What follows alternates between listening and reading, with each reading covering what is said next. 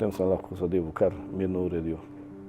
Prišlo je do naleta avtomobila od zadaj, tako da je gospa prepozno zavirala in je trčila v zadnji del mojega vozila.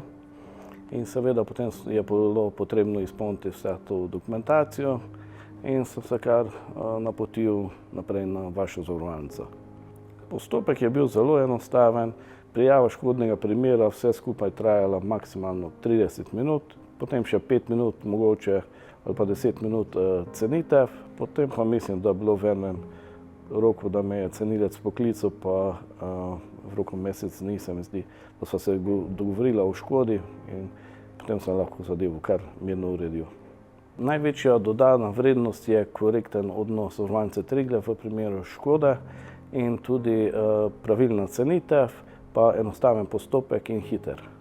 Priporočam vsem voznikom in tudi ostalim, prav tako mladim voznikom, ker zavarovalnica vse, kar človek potrebuje, zajame.